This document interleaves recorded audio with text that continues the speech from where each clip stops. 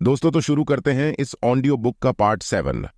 Point 1, ऐसा business जहां आपकी मौजूदगी जरूरी ना हो, जो दूसरे लोग आपके लिए चलाए, क्योंकि आप वहां ज्यादा वक्त देंगे तो वो बिजनेस नहीं, नौकरी होगी। पॉइंट 2, रियल एस्टेट में पैसा लगाए। पॉइंट 3, स्टॉक और बॉन्ड खरीदे। जब एसेट खरीदे तो अपनी पसंद की चीजों पर पैसा लगाए, क्योंकि आपका मन होगा तभी आप उसमें ध्यान दे पाएंगे। अगर उसमें आपकी रुचि होगी तो आप उसे बेहतर समझ पाएंगे। रॉबर्ट को रियल एस्टेट और स्टॉक्स में रुचि थी, खासकर छोटी कंपनियों में इन्वेस्ट करना। अपने अमीर डैड की सलाह पर उसने अपनी नौकरी कभी नहीं छोड़ी। वो जॉब करता रहा, साथ ही अपने एसेट कॉलम को बड़ा और मजबूत बनाता चला गया। एक पैसा भी जो आप कमाते हैं उसे बेकार न जाने दें। अपने पैसे को अपना गुलाम मानकर चलिए, जो आपके लिए काम करे। आप लग्जरी खरीदना चाहते हैं, शौक से खरीदे, कोई बड़ी बात नहीं। मगर ये ना भूले कि अमीर और मिडिल क्लास में यही सोच का फर्क है। जहां मिडिल क्लास पैसा आते ही पहले लग्जरी में खर्च करेगा, वहीं अमीर आदमी उसे अंत में खरीदेगा। इतना समझ लेने के बाद अब अगले चैप्टर में आप अमीर लोगों के सबसे बड़े सीक्रेट के बारे में जानेंगे। सबक 5, अमीर पैसा इन्वेंट करते हैं। पैसा।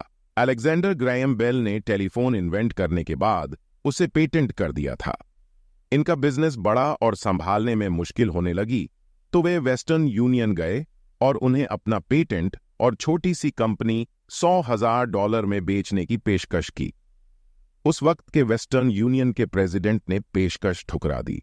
उन्हें ये दाम कुछ ज्यादा लग रहे थे, और फिर उसके बाद एक बड़ी कंपनी AT&T का जन्म हुआ।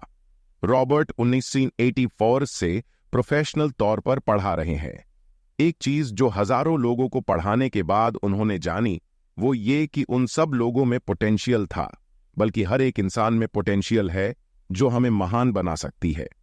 इसके बावजूद जो हमें रोकता है वो है खुद पर डाउट रखना। स्कूल छोड़ने के बाद हमें पता चलता है कि जिंदगी में आगे बढ़ने के लिए सिर्फ ग्रेड्स ही काफी नहीं होते।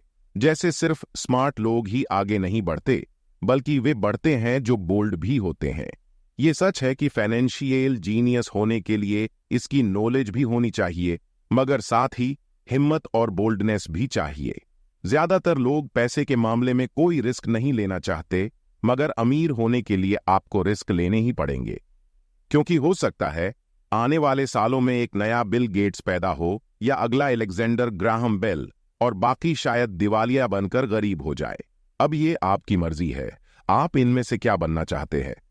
अगर आप अपना फाइनेंशियल IQ बढ़ाते हैं तो बहुत कुछ हासिल कर सकते हैं, और अगर नहीं तो आने वाले साल और भी डरावने हो सकते हैं, क्योंकि हर पुराना जाता है तो नया आता है। तो जो आज है वही सबसे खुशहाल वक्त है। आज के दौर में लोग ज्यादा फाइनेंशियली स्ट्रगल कर रहे हैं क्योंकि उनकी सोच अभी भी पुरानी है। फिर वे अपनी गलती ना मानकर या तो अपने बॉस को इल्जाम देंगे या नई टेक्नोलॉजी को। जो कभी कल के दौर में एसेट था वही आज लायबिलिटी बन चुका है, तो आपको अपडेट रहने की जरूरत है।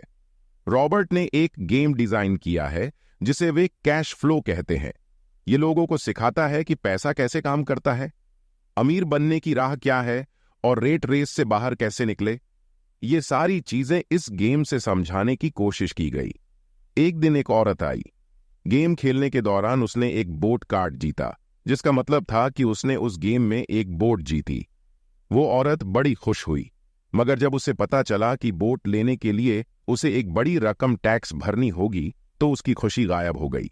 वो बोट उसके लिए अब एसेट नहीं बल्कि लायबिलिटी बन गई। उसे अब पता चला कि ऐसे तो ये बोट उसकी जान ही ले लेगी। उसे ये आइडिया समझ नहीं आया और रिफंड की मांग की। उसे उसके पैसे वापस मिल गए और वो चली गई। मगर बाद में उसने फोन करके बताया कि उसे अब गेम का आइडिया कुछ समझ आने लगा था। वो उस गेम से अपनी लाइफ को जोड़कर देख पा रही थी। पैसा कैसे काम करता है, इस बात को समझ ना पाने की वजह से उसका गुस्सा जायज था। हम भी अक्सर यही करते हैं। जो बात हमारी समझ से परे होती है उस पर हमें गुस्सा आता है, और हम जिंदगी की हर परेशानी के लिए उसे ब्लेम करना शुरू कर देते हैं। मगर अगर ठंडे दिमाग से सोचे तो ये तरीका एकदम गलत होगा। बेहतर होगा कि हम उन्हें समझने की कोशिश करें, तो गेम ऑफ लाइफ जीत सकते हैं। दोस्तों, इस ऑडियो बुक को जारी रखने के लिए इस वीडियो का पार्ट 8 सुनें। हमारे चैनल स्मार्ट ऑडियो बुक्स को सब्सक्राइब करें। यहां हम ऐसी ही ऑडियो बुक्स अपलोड करते हैं जो आपको स्मार्ट बना देगी। धन्यवाद।